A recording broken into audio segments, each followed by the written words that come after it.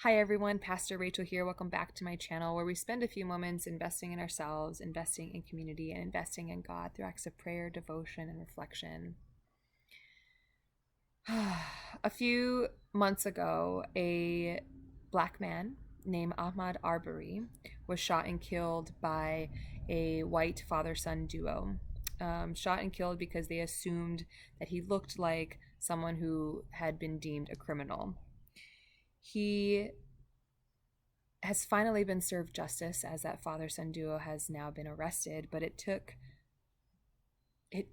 the video of Ahmad being shot and killed, and it took a whole lot of public push and pressure and proof of this murder for them to be arrested and for justice to be served. It is completely appalling that this still exists and it's still thick and palpable, not just in the world, but particularly in the US, but that white privilege of such degree, white privilege at all. It is appalling that people think it is their God-given right to be superior to someone else simply based on the skin color. It's appalling also that much of this white privilege stems from what people think is Christian thought. That God has given white people this gift to be this way and act this way. And I'm telling you, that is not a God-given gift.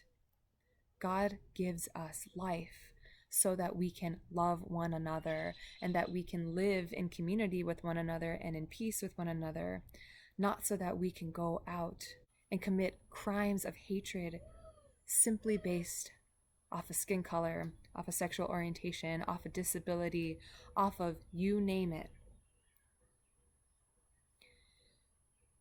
I'm just fed up, completely fed up with people thinking they are superior. I'm fed up with lives of black men and women all over the world being taken because someone else thought it should be taken because of the color of their skin. I am fed up with teenagers and adults and children alike who are coming out into the world as beautiful, queer, lesbian, gay, LGBTQIA, every type of person. I'm frustrated and mad and angry that people are being beaten alive because of who they choose to love, because of who they've been created to be. I'm over it. And I'm just angry all the time that this is how we choose to treat each other. I'm just angry and I'm over it. The thing is that I have the privilege to be over it. I can sit back and forget about it because it doesn't affect me directly. And that is a dangerous thought as well. Saying that someone else's problem, not mine. If you're white and you think that, it's because you can think that. It is just simply not fair to be gifted a beautiful soul and for it to be ripped away at the hands of someone else simply based on who you love, what you look like, where you've been, where you're going. It's not Christian, it's not even human. And yet here we are in this incredibly broken world, and we are seeking to be people of hope in a very broken world, and it's a lot to take on. And it's a heavy amount of work and a heavy amount of burden that all of us carry.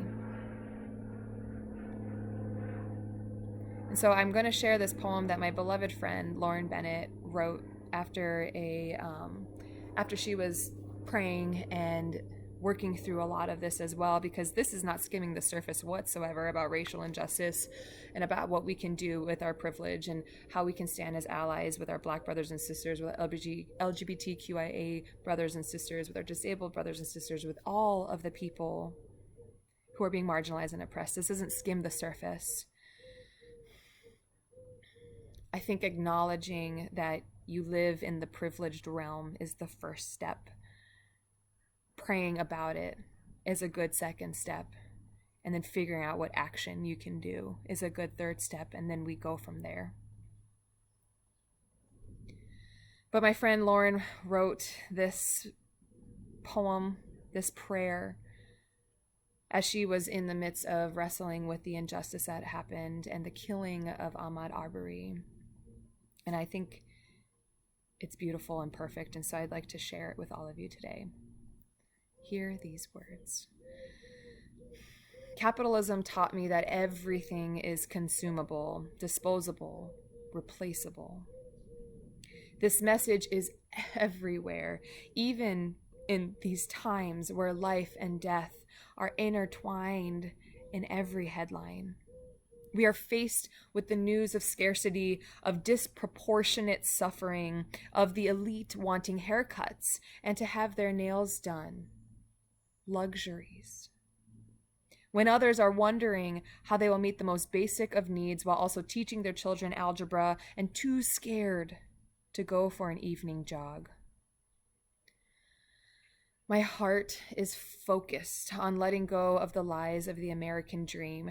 My heart is focused on breathing, on learning from the rhythms of nature, on noticing the small changes in my son's everyday life, and seeing the beauty of my beloved as she wakes.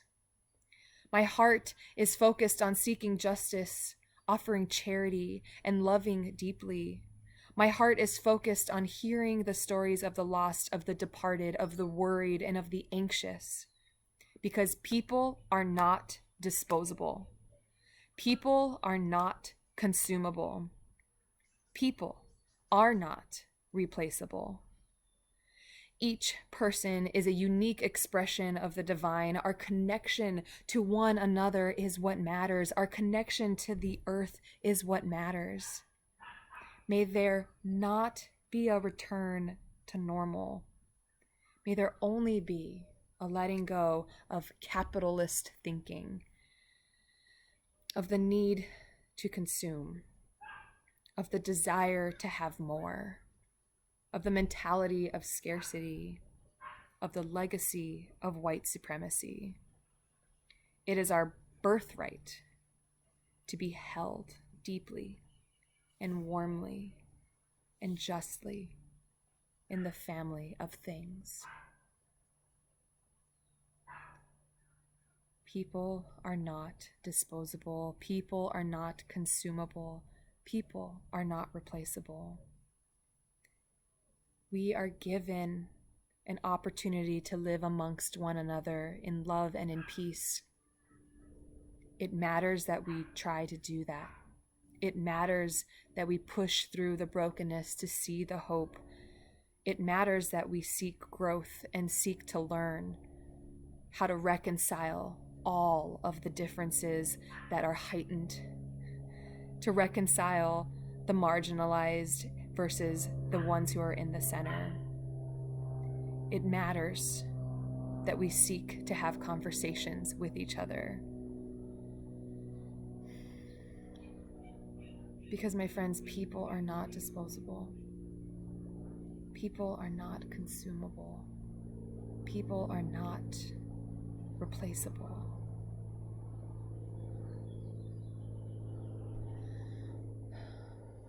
May we go into this world knowing that peace does exist, and knowing that being angry about injustice is okay. And it's living in that balance and praying that one day it's only peace that we live among. That's some of the hardest work we have to do as people who believe in Jesus Christ, as people who believe in the divine.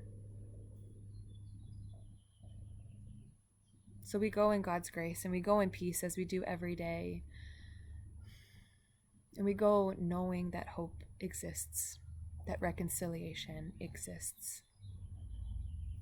And we go willing to do the work, the hard, long work that lies ahead toward peace and justice and reconciliation. Many blessings, my friends. I hope you have a great day, and I will see you tomorrow. Many blessings.